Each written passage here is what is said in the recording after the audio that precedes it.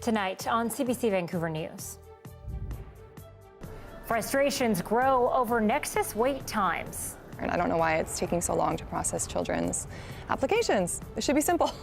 Why the backlog is affecting kids' applications the most. Plus, second last, the Port of Vancouver's dismal ranking when it comes to efficiency and wait times. And a wave of excitement as an Abbotsford man makes PGA history.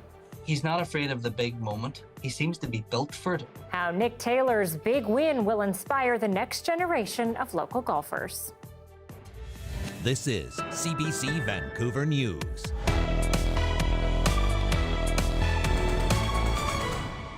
Good evening and thanks for joining us. I'm Anita Bathe.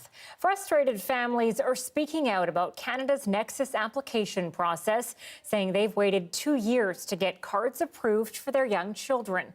That's double the amount of time Ottawa says the process should take. And as Michelle Gassoub reports, many feel there's little to no transparency about what is taking so long. Since almost the day he was born, 2-year-old Louis Jensen has been on a wait list. The toddler needs to be vetted by Canadian and American federal agents so he can get a Nexus card. He's a 2-year-old. You know, what possibly could he have on his history that would, be a concern? I don't know why it's taking so long to process children's applications. It should be simple. Nexus card holders get access to an expedited customs lane. But without a card for little Louis, the Jensens often face hours-long waits while traveling to visit their grandparents in Blaine. My husband sometimes will bike down and go through the bike lane because that's always a bit faster. My daughter and I will go through the Nexus lane together. It's just, it really feels like an unnecessary burden given that we all have Nexus. He's a 2-year-old. He doesn't have a criminal history. Let's get the ball rolling on it. The Canadian Border Services Agency said in a statement, applications should take 12 to 14 months. That's half the time the Jensens have waited. A backlog of applications during the pandemic and a temporary shutdown of the program caused the Nexus waitlist to swell to 295,000 in May of 2022. A year later, that backlog has yet to be cleared, with more than 276,000 still pending. The concept of an interview for an infant is hilarious. Tammy S. Roby has been waiting 6 months for an update on her baby's card. She points out young children aren't even required to fulfill most of the application requirements. You can't even do the biometric piece, right? So they can't do an iris scan. They can't take their fingerprints. You've interviewed me. You've interviewed my partner. What is it that you're learning about a baby that requires this extended wait time? The CBSA said it doesn't sort applications by age, that it is required to make sure no custody arrangements are in place for a child, which can extend processing time. Michelle Gassoub, CBC News, Vancouver. Hundreds of Maple Ridge residents remain out of their homes tonight after a raging fire that sparked Friday evening and took 10 hours to extinguish. Our Zara Premji has more on when those people may be able to return home and some of the reunions that happened today. Concern and fear replaced with utter relief. No problem at all. Here's Ariel. Furry and feathered residents of the condo near Dewdney Trunk Road and 227th Street reunited with their families. 2 canaries, both named Peter, and a pair of cats, Cookie and Oreo. They haven't been fed for like 4 days, 2 days of sprinklers going off in there. Right? The rescue of the canaries a surprise for this man's mother-in-law, who fled the flames Friday evening and wasn't sure if she'd be reunited with her precious birds again. That's crazy. Their reunions follow a fire that broke out just before midnight Friday and carried into Saturday. Fire officials believe it ignited from an unfinished housing development and spread to neighboring houses and apartments on either side. She's so afraid. For Carolyn Zare, the blaze broke out while she was out of the house, leaving her cats trapped inside until Monday afternoon. We've been in there for like 3 days all by themselves with no food. I'm so happy that I was able to get her, the 2 of them. Next steps for us is to conduct our cause and origin investigation. But while the investigation gets going, at least 200 people and many pets remain out of their homes for the foreseeable future. We're really thankful that there weren't any serious injuries. The mayor says all have found somewhere to go, be it with family or a hotel. And there's a reoccurring theme with many who escaped: gratitude, including this 83-year-old and her 91-year-old husband. Whatever is nothing we can do about it. So we got wheels, we got a place to stay. We're happy. Nobody was hurt. Nobody was hurt. They all got out, and that's the important thing. And the hope is the reunions will continue. CBC reached out to the company behind the development, but has not heard back. Zara Premji, CBC News, Maple Ridge. The fate of a controversial development in Vancouver's Chinatown is coming down to the wire tonight. The city's Development Permit Board is set to make a decision on the proposal for 105 Kiefer Street. Mayor Baines is at City Hall, where opponents argue the project is ignoring the needs of the community. A block party at 105 Kiefer Street. The rally outside City Hall is organized by the Vancouver Tenants Union. Lots of seniors from Chinatown and others from the downtown east side are here.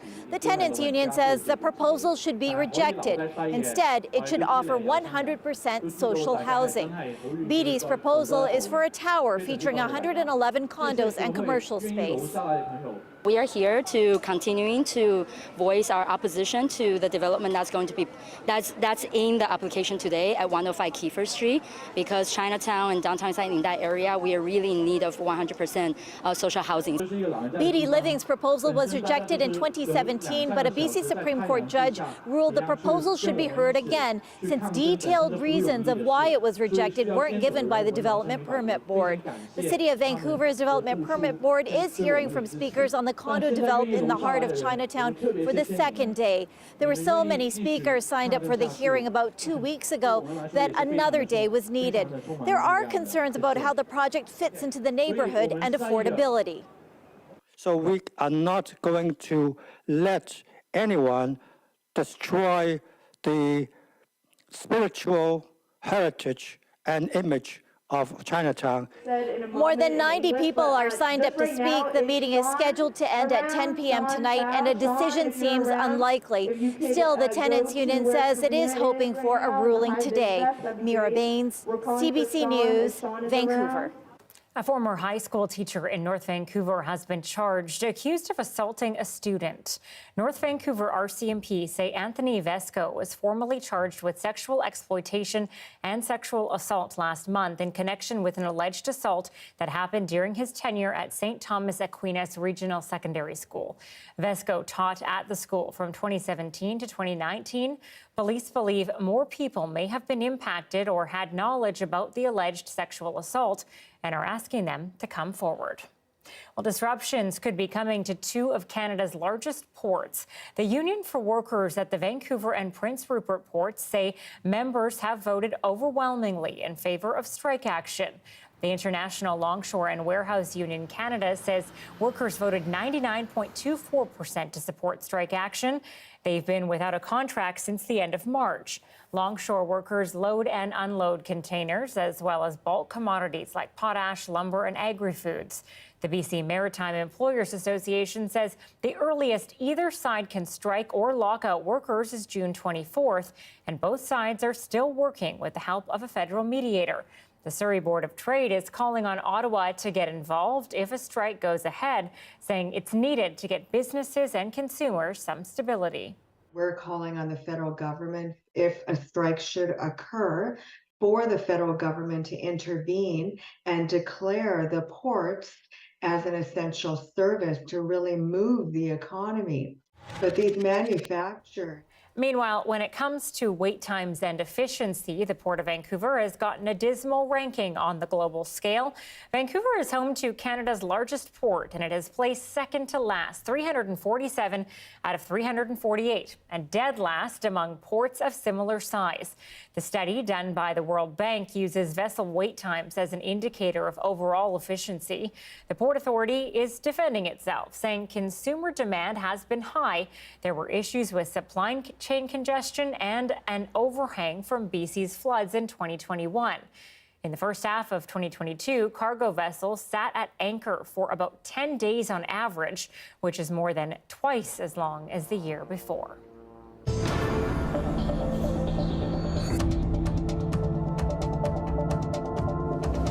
to the wildfire situation in BC. Now, hundreds of more properties have been ordered to evacuate after strong winds fanned a massive blaze in northeastern BC. The latest order covers 370 more properties in remote areas north of Fort St. John. Winds whipped up more than 4,000 square kilometer Donnie Creek fire. On the island, still no word on when Highway 4 will reopen. That route has been closed since the middle of last week because of the Cameron Bluffs wildfire east of Port Alberni. And cooler weather and favorable conditions have helped with firefighting efforts near Tumbler Ridge, but the community of roughly 2,400 is still under evacuation order. Lots of pucks to follow there. Lots of different wildfires happening in different parts of the province. You've been watching this closely. Amy, what's expected in the coming days? Well, we are going to see a cold front come right across the province, so that will bring the temperature down for most areas. Unfortunately, though, that will bring very unsettled weather. We'll see really high winds coming in, especially on Vancouver Island, and also a risk of thunderstorms for many areas of the BC Peace District and the Kootenays, and we've seen that today as well. So certainly something to keep an eye on, but we will see some potential rainfall, and we will see much cooler temperatures. Right now, though, another hot one, 20 at the airport, 25 still in Pitt Meadows and out in the Fraser Valley, but definitely seeing a reset to more favorable and more seasonable temperatures. So dropping down to about 18 for tomorrow. And we'll see those high temperatures just riding in those sort of high teens, maybe getting up to 20 degrees later in the week. But once we get past sort of Wednesday, we're really heading into the clouds and the showery weather. But yes, for tomorrow, especially for many areas, Vancouver Island, as I mentioned, along the along the northwest coast, that is where we see the risk of gusts up to about 70 kilometers an hour. But we certainly will see those winds coming through to us on the south coast. 20 degrees tomorrow, though. Slight chance of a passing shower later in the afternoon. We rebound to a mix of sun and cloud on Wednesday, and then Thursday, those clouds come in. We'll see some shower activity and much cooler, as I mentioned, for most of the province. I will have a full look, though, in a few minutes. We'll talk to you soon. Thanks, Amy. You're welcome.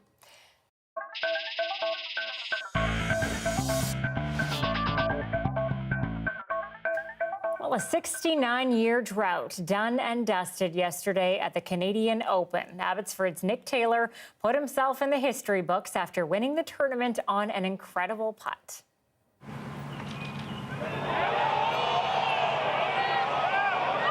Good pace. Are you serious? Oh, my goodness! Glorious and free! Lots of tears and cheers for Canada's new golf hero. A decades-long curse broken after a nail-biting 22-meter eagle putt. This is the first time a Canadian has won the title since 1954.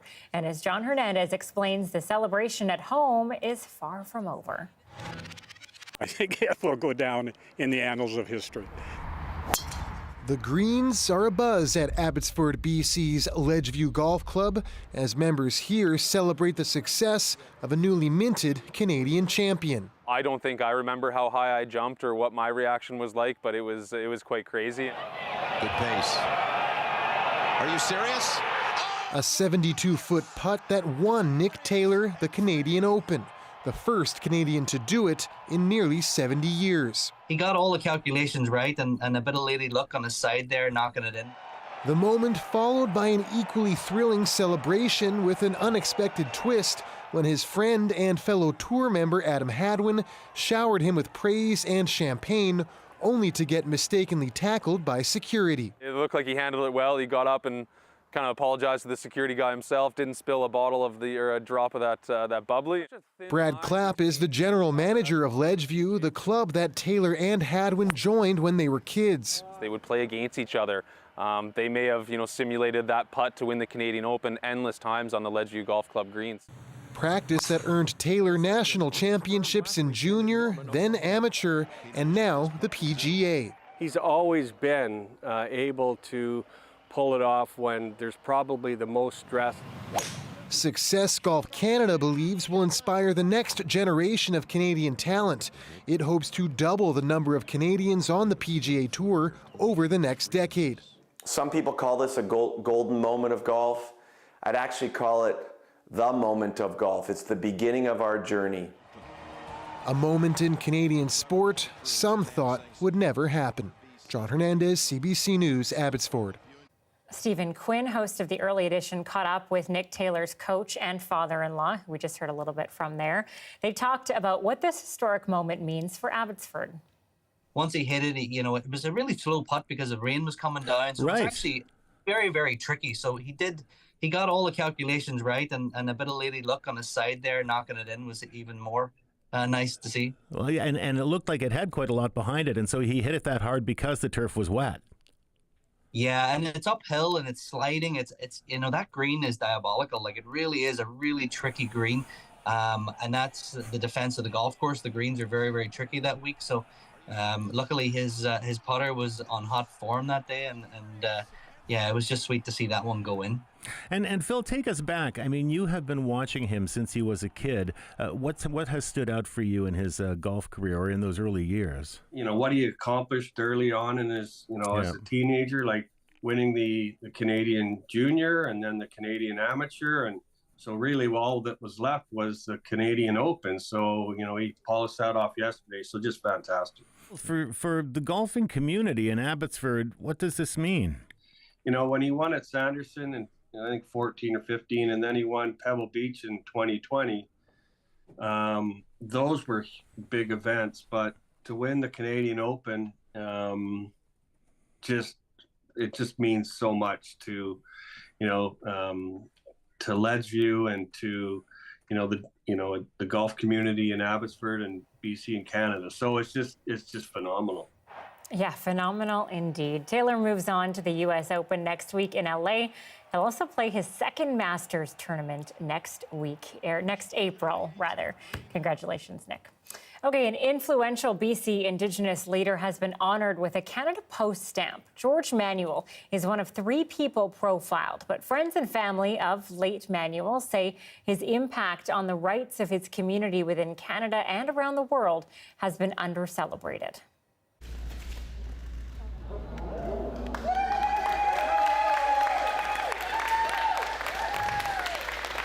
He was such a dynamic speaker. He was such an inspirational leader. And those kinds of leaders throughout world history get things done. They motivate people to stand up, to speak up.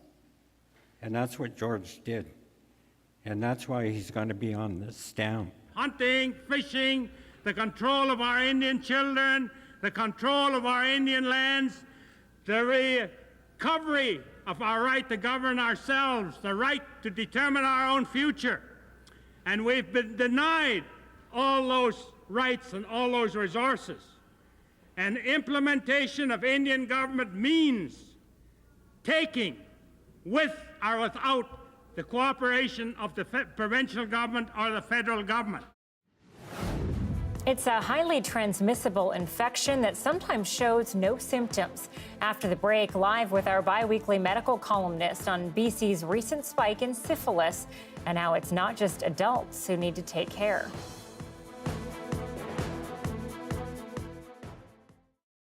Thanks for watching our commercial-free live stream tonight.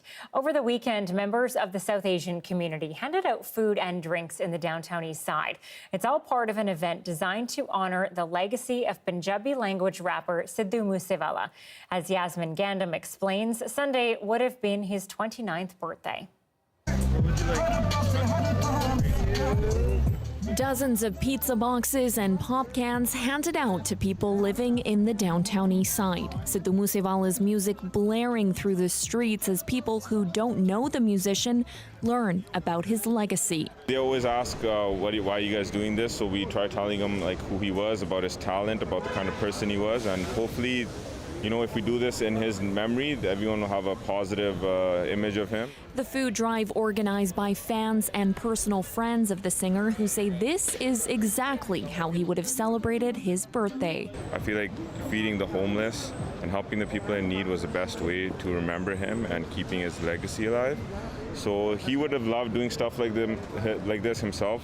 Sidhu Moosewala was shot dead in Punjab last May. He was born there but moved to Brampton, Ontario to find success as a rapper. He was known for his fusion music that combined hip-hop with Punjabi music and was praised for opening doors for other Punjabi artists to progress into the mainstream. The singer tackled several social issues facing the Punjabi community, including a song about the widespread farmers' protest in India of 2020. Event organizers say it's why they are choosing to give back to an underserved community. This is what we're all about, our community. We love doing stuff like this, and even when we were setting up, everyone came up to us and they were like, oh, you guys are awesome for doing this. They knew what we were going to do the minute they saw us pull up, because I guess our community always does stuff like this here. The lineup stretching around the block of people waiting to get a free meal. They say it's not just about the food, but the community. The community is like family, right? So everybody helps each other out. We give what we can, right? Dad's here from Winnipeg, right? And I'm kind of living in a shelter right now. Don't have any real support for him. And this is how we feed ourselves. So. You know, people are reaching out, and that's a good thing. I mean, you know, like, just, I don't know, it's a good feeling, you know. Community members behind this event say they hope it becomes an annual tradition to remember who they call a legend, Sidhu Moosevala, and hope his legacy never dies. Yasmin Gandam, CBC News, Vancouver.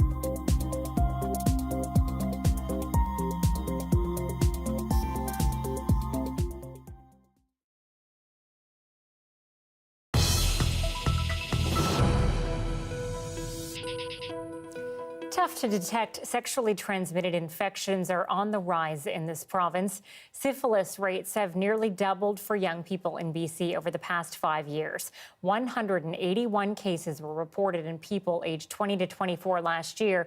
That's up from 96 in 2018. Teenagers are also seeing a spike, with 30 cases recorded in 2022 among people aged 15 to 19, up from just 14 a few years earlier. For more on this, we are joined live by Dr. Melissa Lem in our biweekly medical column. Dr. Lem, health officials are saying that people may not even know they have syphilis. That seems really problematic. Why is it so hard to detect?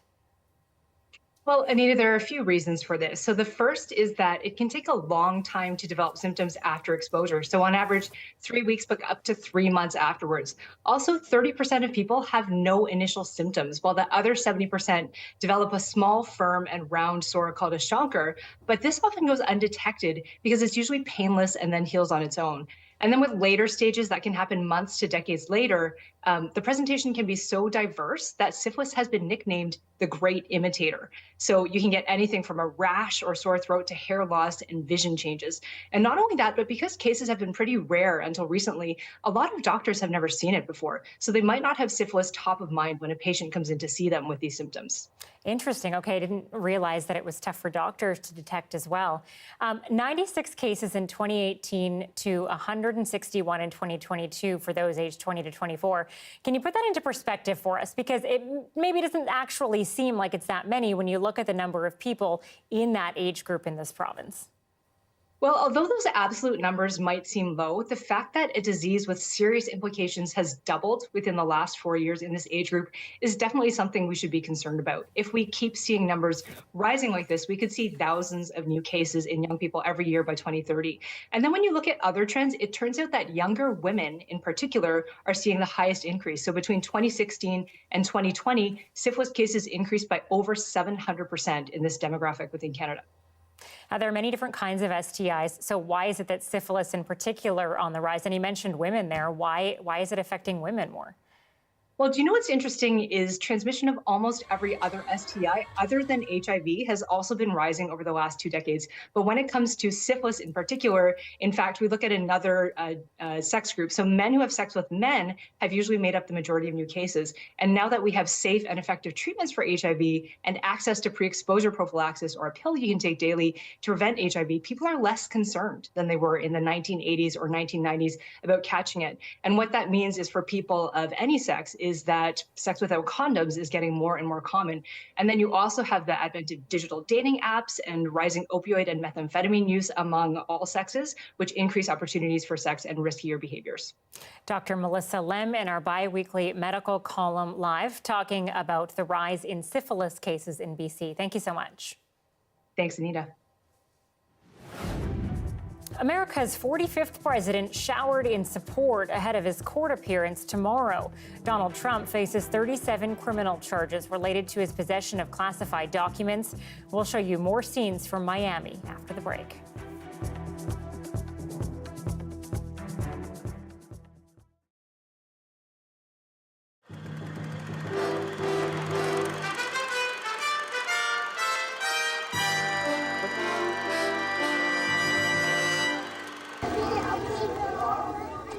It's 7 o'clock, half an hour before showtime. The fans have gathered, with their mothers and fathers, all lured here by Mattel, the big toy company, to watch cartoon characters become bigger than life. I do not believe this. I'm actually attending a Masters of the Universe concert. $32 I put out for tickets to take David, my son, and Derek, son of Bill Good, to a concert featuring some guy called He-Man and some Amazon called She-Ra. What's so special about He-Man? Well, he fights over battles the bad guys. Who's She-Ra? She even fights over hordes too. How do you know about these people? Because we watch them on TV.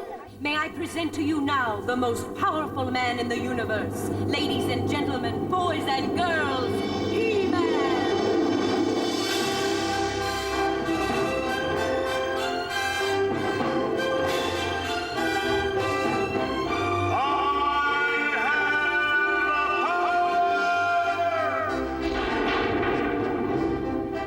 You bet he does. He-Man is actually Prince Adam. She-Ra is really his sister, Princess Adora. She's got the power too. And together, He-Man and She-Ra battle the bad guys. Unfortunately, neither Hordak nor Skeletor understood the extent of the power possessed by He-Man and his beautiful sister. Theirs was a losing battle. A far cry from Mighty Mouse or Popeye. Just as violent, certainly. But you've got to admit, as a role model, She-Ra may not be a bad replacement for olive oil. And so the prophecy was fulfilled. This is a wow show. Big sword fights, roller derby magic,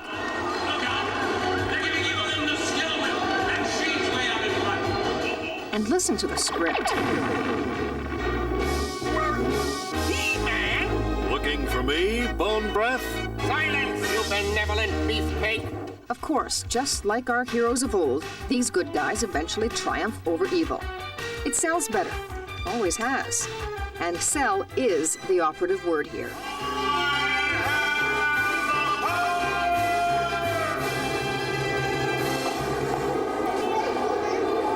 No, you can't get a He-Man sword. Why? Because they cost a lot of money. Get your dad to make you one. No, I know Bill will never make that sword. You So really want $12 a and sword, two eh? swords later, the kids are happy. I'm thankful they don't want the $3 pennants, or the $6 programs, or the posters, or the t-shirts, or anything else for that matter. The story never changes. The parents go away poorer, the kids go away happier, always believing in the truth and the reality of their heroes.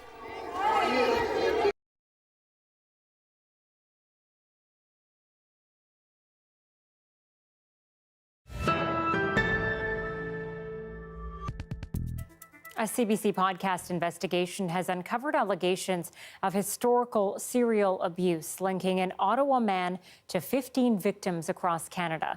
The former music teacher taught for decades in the Greater Toronto area.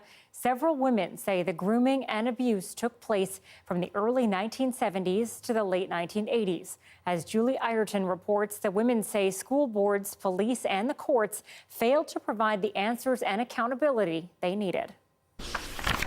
The investigation started with just one woman, AnneMarie Robinson, a former deputy minister in the federal government. I wanted to better understand what happened to me and whether I was the only one. Robinson says in 1977, on a school band trip, her former music teacher provided kids with alcohol, then raped her. She was 16. I don't remember much else about it except being horrified the next morning. She says the sexual abuse continued in this music room and closet. After a year, she says she quit school to get away from the teacher. It took decades for Robinson to report to police what happened. When the courts failed to deliver answers, Robinson came to CBC News.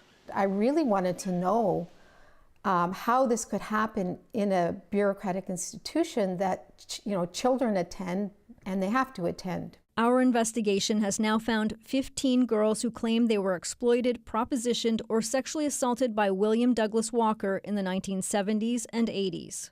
The former teacher has never been convicted of any crimes, despite multiple complaints to police forces. The Ontario College of Teachers banned him from teaching in 2001. Walker declined requests for interviews, but we unearthed official records and 2 years' worth of interviews with dozens of witnesses.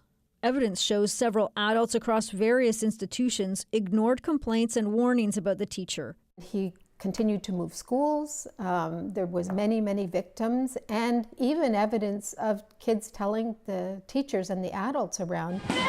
The teacher also spent 24 years in a military band, the Royal Regiment of Canada. Jeannie McKay was 16 when she met the teacher. And that's where some of the sexual encounters took place. The Department of National Defence says it has no record of complaints about Walker. McKay, a teacher in BC, now knows several others who say they were abused by the same teacher. Robinson says she's found comfort in knowing she's no longer alone. I feel so close to them in a way that no other person in my life could be. The former teacher doesn't deny having sex with Robinson and other teen students, but he contends the relationships were consensual. Several survivors say they will continue to seek accountability for what happened to them. Julie Ireton, CBC News, Ottawa. For more on the investigation, check out CBC's newest podcast, The Band Teacher. You can download episodes on CBC Listen or wherever you find your podcasts. Well, Donald Trump arrived in Miami to face federal charges for allegedly keeping highly classified U.S. national security documents and scheming to hide them from officials. He'll be arraigned tomorrow, but already the tension in the city is high. And as Katie Simpson tells us, police are bracing for it. There is an anger among some of Donald Trump's most ardent supporters. Bring your over here. Bring your over here, mother. One of them making threats of physical violence against an anti-Trump counter-protester at a rally outside of Trump's Miami golf course. The Trump supporter confronts the man. Others join him, berating the protester with profane language and racist tropes. Get out! Get out of here! Get out! Get out of here! Get out! You non-American! Get the out of here! My grandfather died for that flag! Get the out of here! Police on motorcycles arrive quickly to defuse the situation. That way, let's go! With the lone counter-protester leaving. These are the kinds of moments authorities are worried about. Make no mistake about it, we're taking this event extremely serious. We know that there is a potential of things taking a turn for the worst, but that's not the Miami way. At the courthouse where the hearing will take place, the police presence is visible. Officials say they can handle a crowd of up to 50,000. We encourage people to be peaceful in them demonstrating how they feel. How Trump feels is no secret. He's furious as he lurches toward yet another historic and infamous first. I think this is going to be a really incredible moment in history. This former federal prosecutor says while the indictment is scathing, the outcome of this case is anything but certain. Selecting a jury will be complicated, given Trump's polarizing nature and his wide base of support in Florida. All you need is one juror to say, well, you know what, I'm troubled by this, and then you'll get a mistrial. That's Katie Simpson reporting in Miami tonight. Well, former Italian Prime Minister and media tycoon Silvio Berlusconi has died in Milan. He was the longest-serving post-war leader in the country's history. As Chris Brown reports, he leaves behind a polarizing legacy. For better or worse, Silvio Berlusconi was one of the most influential people in Italy since the Second World War. He was a multi-billionaire and media tycoon, elected prime minister 3 times. Beginning as a nightclub singer, he amassed a fortune in construction and broadcasting. He also bought AC Milan, one of Italy's most storied soccer clubs. Supporters loved his self-made populist touches, but his propensity to mix business and politics landed him in and out of court for decades on corruption-related charges. Then there were the lurid allegations that Berlusconi had sex with a 17-year-old. Court trials were filled with stories of so-called bunga-bunga parties full of naked women. He was eventually acquitted, but the scandals left a huge stain. Frequent racist and offensive remarks hurt him too. And if I sometimes see a beautiful girl, I say, better to like girls than to be gay. Among the first to express condolences was Russia's Vladimir Putin, a pariah among world leaders, yet who Berlusconi embraced. He was a great friend of our people, said Putin. Italy's prime minister, whose coalition includes Berlusconi's political party Forza Italia, paid tribute to him. Silvio Berlusconi era soprattutto un combattente. Silvio Berlusconi was most of all a fighter. He was a man who never feared to defend his beliefs. He was loved and he was loathed. This political lecturer says Berlusconi will leave a huge, unanswered void in Italian politics. I don't see any other Forza Italian politician as wielding so much charismatic power as Berlusconi did, in the good and in the bad ways. Berlusconi's last public words came exactly a month ago in an address from his hospital to his political supporters. Today, it was hard to escape the sense it was the end of an era. Chris Brown, CBC News, London. As wildfires rage across Canada, rain returns to the forecast for parts of BC. Amy Bell has your full forecast right after the break.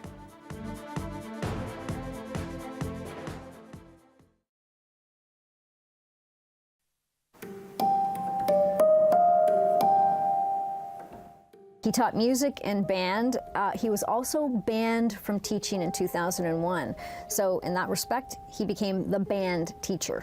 After we released the first podcast in 2019, many survivors wrote me and they called me, telling me their stories, hundreds of people. Some were victims of the 3 men, the 3 perpetrators that I focused on in the first series, but others had their own stories of abuse at the hands of a different teacher. AnneMarie Robinson was one of those survivors. She had a different story, she was from a different city, and it was a different alleged abuser. I quickly realized that she was someone who had been in the public eye, who had a history as a top bureaucrat reporting to Parliament. But when she first came to me, she was diminished. She was definitely not that same deputy minister. She had recently gone into a spiral. She was suffering with depression and panic attacks. And it was all because of a chance meeting that she'd had with her former music teacher. But she still wanted answers. I take my time when I first meet a survivor. I give them as much control in the situation as possible, and I don't rush them. In AnneMarie's case, I first met her in 2020, and I knew that she was not ready for a recorded interview at that point.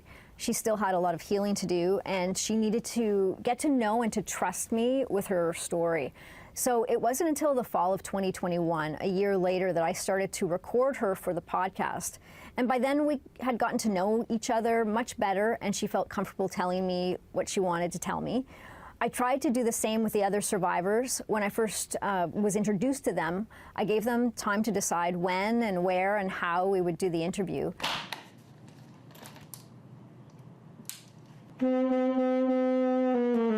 Jeannie McKay first got in touch with me in February of 2022, and we eventually did our first interview that April. When I first found her, when you first found me, I just lost it. I want them to feel safe, and I want them to know that this isn't a rush job, that I'm going to treat their stories with respect. And I knew that they'd already gone through so much trauma over the years, I didn't want to cause more pain. Now, that doesn't mean that some of the places that we had to go, either physically or just in our conversations, weren't painful.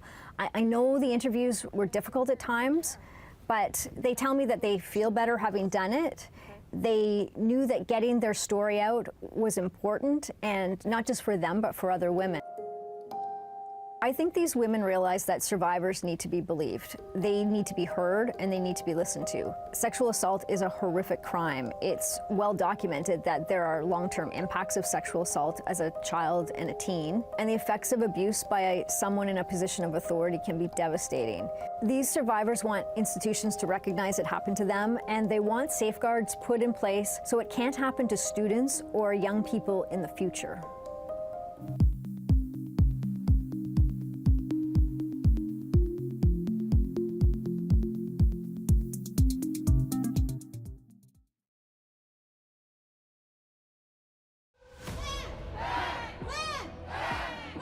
Land Back is a CBC original podcast where we uncover land theft in Canada and look at how Indigenous people are taking it all back. And that's what empowered nations and empowered people to just literally steal land. This is a consequence of your actions. And it's time to give land back. Land Back is out now on CBC Listen or wherever you get your podcasts.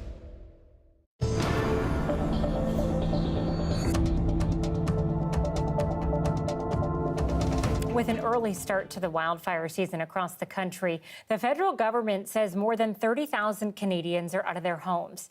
More than 400 wildfires are burning, and nearly half of them are considered out of control. As Marina von Stackelberg reports, while the latest weather forecasts are not promising, Ottawa says more resources to fight the fires are coming. More help has arrived. A new batch of 70 Canadian soldiers has been deployed to Edson, west of Edmonton. A rapidly growing fire about 2 kilometers from the town has forced evacuations, where a change of wind could dramatically change the situation for the worse. We're doing our best to build containment lines as quickly as possible around communities, critical infrastructure like power lines, etc. It's Monday morning. We're here. The community's mayor showing Monday morning just how quickly things can change. This is much different than yesterday. Yesterday was clear, sunny. It was like nothing was going on today. A lot of smoke. This now qualifies, unfortunately, as Canada's worst wildfire season of the 21st century. In an update in Ottawa, the Canadian government says 5,000 people are now fighting the fires across the country. The firefighters have done an extraordinary job fighting these fires to date, and when the provinces and territories have asked for additional help, we've been able to get that help. The response internationally has been nothing short of extraordinary. More than 1,000 international firefighters are on the ground.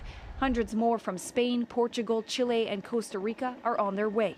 Much needed reinforcements, as there is no sign Mother Nature will help. I sigh because I don't really have a lot of good news. Environment Canada warns the forecast for the week does not look good.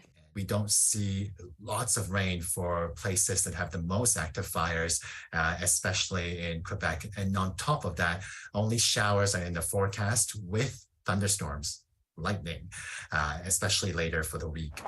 Asked whether it's time for Canada to consider a national firefighting service, Ottawa says officials on site have the information to make the right call quickly, and that the federal government can always help when needed. Marina von Stackelberg, CBC News, Ottawa. Johanna Wagstaff is off. Amy Bell joins us now. And Amy, focusing on the fires in this province, some rain to come. How much is it going to help? It is going to help. We're also going to pair that with cooler temperatures, but we do have the risk of thunder and lightning strikes tomorrow. Well, we saw them today, in fact, for areas around the Kootenays and for the Peace District. That risk will continue throughout the day tomorrow, really right across the eastern parts of the province is where we will see that from the Peace right down to the Kootenays.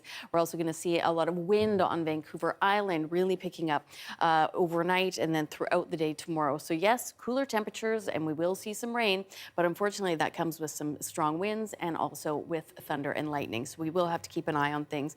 Tomorrow definitely will be an active day across Vancouver Island. We'll see those winds really picking up, gusting up to about 70 kilometers an hour around, say, Tofino. We will also see that thunder and lightning activity right down the eastern parts of the province, much as we saw for today.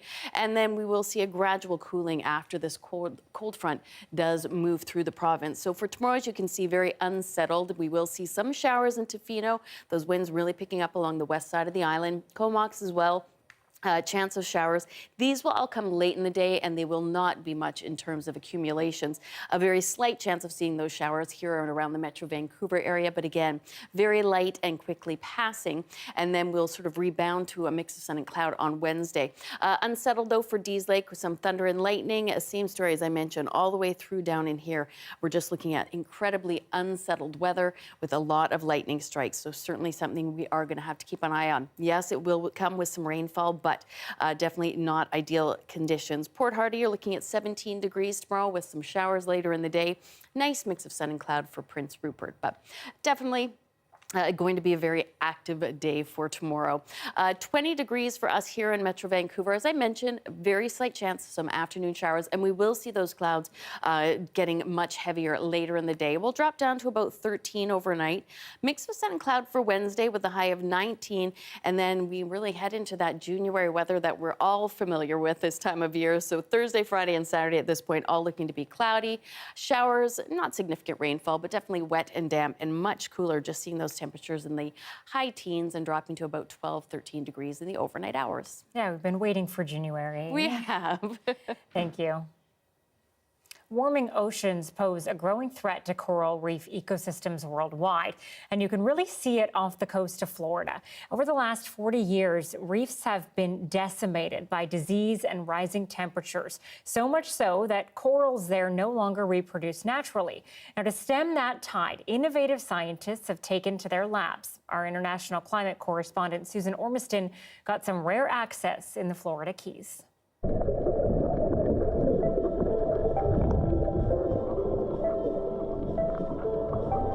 These divers are warriors in an underwater battle. It's a really dire and bad situation. Their weapons, hammers and brushes, and science. We wouldn't exist without coral reefs. And if we allow it to degrade and go away, we're going to see consequences throughout the planet. The coral reefs here have been decimated by disease, by heavy human use, and now rising ocean heat. We have lost, since the 1980s, almost 97% of our coral coverage, which is crazy fast. Biologists Celia Lito and Zach Craig are part of a rescue mission, preparing the reefs for rebirth with new corals. Engineered onshore at Mote Marine Laboratory. We have kind of like an IVF clinic in here. So we have our parent colonies, and then we have a fertilization area over here, and then we have a nursery for the babies behind us. These elkhorn coral are broodstock, fed daily and nurtured in a tank which replicates their seasonal cycle until they're ready for once-a-year spawning. There's a lot of challenges. First of all, just the timing of when they naturally reproduce. It usually happens around the full moon in August, so it actually occurs in the middle of the night and at the peak of hurricane season. Wow. Full moons and hurricanes. Yeah, very romantic. If full moons work their magic, the baby corals grow while Celia and her team explore which types of corals survive climate stress and disease better. Something called resiliency screening that allows us to see how their genetics will essentially act out in a real-world situation. So our overarching goal is still just to create as much genetic diversity as we can, because that process, the natural reproductive process, is not occurring on coral reefs in the wild anymore. Once they're mature enough, the babies graduate outside to one of 80 tanks. Each can hold up to 1,000 coral. Next, they're fragmented or cut into tinier pieces to grow faster until they're ready for the ocean reef. Scientists are convinced that reefs are at a tipping point. So multi-million dollars are being pumped into Mission Iconic Reefs. So this project is really exciting. Led by the U.S.'s National Oceanic Atmospheric Administration, or NOAA. Katie Lesneski is a marine biologist who's managing the project. So we will be restoring about 50 American football field size of coral reefs over the next 20 years, and that will involve about 500,000 individual corals. Timely and urgent with rising sea temperatures. Earlier this year, we found that the global sea surface temperature average is at the highest it's ever been in recorded history, which is quite alarming. And why are we predicting that it will go even higher? Yes, so this year is expected to be an El Nino year, and in particular in the Caribbean, when that is the climate pattern, we see an increase in the potential for coral bleaching due to those increased temperatures. Conditions are ripe for another problem, nuisance algae, which can smother the coral. So, to prepare the reef, scientists have to tackle that too. And here's their weapon. Whoa. So this is a big male. The Caribbean king crab, easy to breed, voracious, and not picky. There are little guys that go out and weed our coral garden on the reef. They eat a lot of algae. The crabs that we're looking at here are a very effective grazer, and by removing that algae, they reduce the competition between algae and coral. Ecologist Dr. Jason Spadaro manages the reef restoration program. They eat more algae than just about any other herbivore in the system, even stuff that's calcified and chemically defended, really nasty stuff that's very difficult to get rid of. These guys will go to town on it. One female can produce 5 to 6 times a year, with each clutch numbering hundreds of eggs. Within a year, divers will start to add hundreds of thousands of juvenile crabs to the reefs to help those corals survive.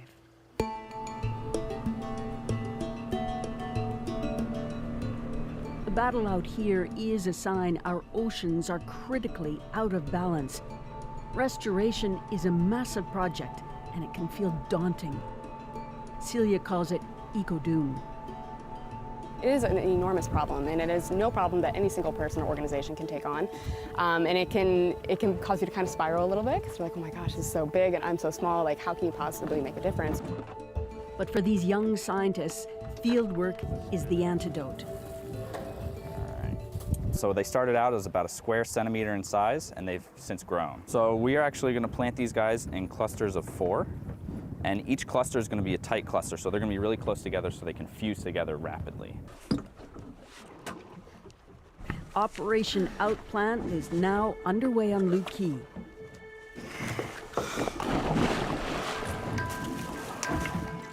Those baby corals raised in tanks are about to start their own colonies down below.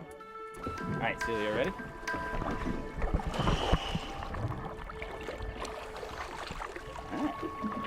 This project, Mission Iconic Reefs, is the largest coral restoration project in the world.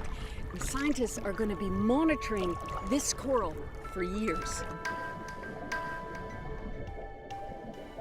Even with the degradation, underwater is a magical place.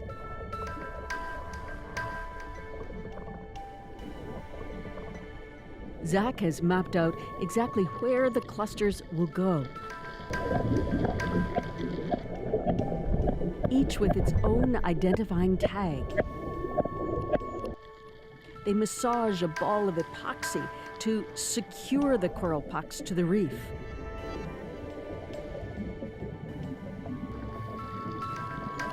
It's piecemeal work, backed up by years of advances in marine science.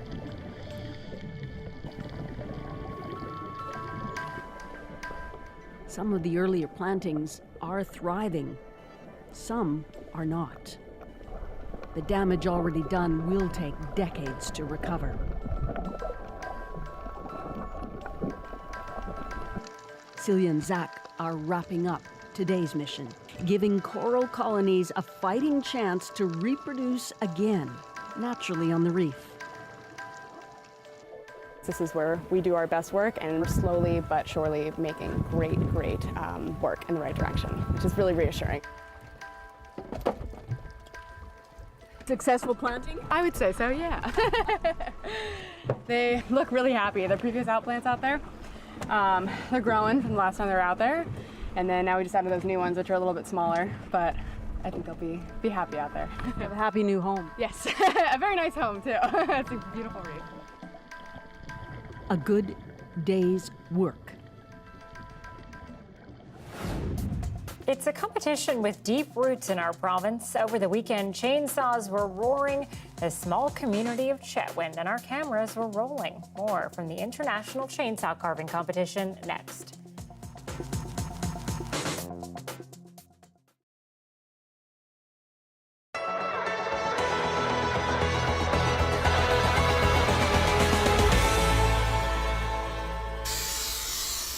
This is the time of year when Kathy Murchison is in her workshop creating products for the summer season. She says she has been pleasantly surprised by the number of visitors since she opened May 1st. Not as pleasant are the bills for her supplies. Yeah, the prices have really skyrocketed. All of my material costs have gone way up, and the shipping has more than doubled, which was really a shock. Murchison says she has crunched the numbers and in some cases had to increase what she charges for some items in her shop. I like to have affordable things for people, but I did have to raise some of my prices because you can just absorb so much, and then, you do have to make a change. I try to have something in a variety of price ranges. So even if you come in here, you could buy a card for $6. You don't have to buy a $2,000 window. Business is also booming here at the store run by the PEI Crafts Council, having their best year since opening in 2018. Executive Director Ayelet Stewart says many craft makers are telling her they're feeling the squeeze of soaring costs. You have to make the cold calculation. I mean, if you're losing money, it's not worth making. So we've seen a big rise in prices in here, but the market seems to be accommodating and nobody questions it and everything is selling. Stewart says visitors seem willing to pay higher prices for crafts made here on the island. There's a price to that. They're not mass-produced. They're not coming from abroad. They're actually made on the island.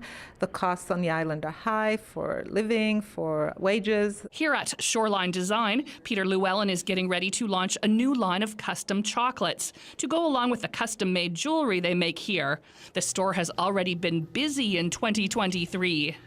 This May, we're actually double of last year, but the most exciting part is that we're 5% ahead of 2019, which was our biggest year ever.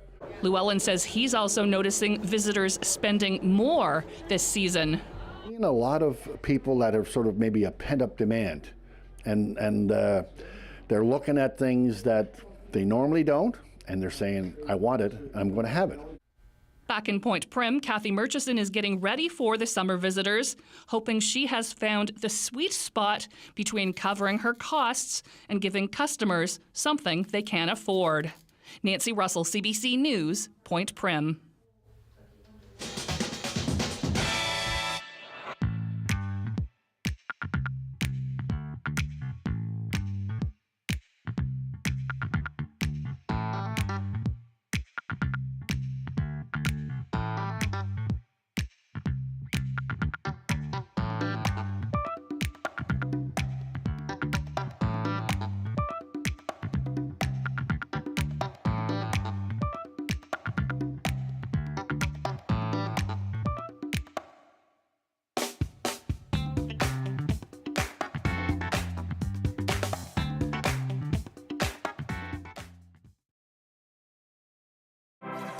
Hi, I'm Amy Bell, and here's what's in your CBC Vancouver inbox. The 15th annual Latincouver Festival kicks off this July, and CBC Vancouver is proud to be the exclusive media partner. Enjoy a series of sensational Latin American experiences and the popular Carnaval del Sol Festival. And CBC British Columbia launches the Herb Original, a new podcast for Indigenous History Month. All episodes are available now on CBC Listen.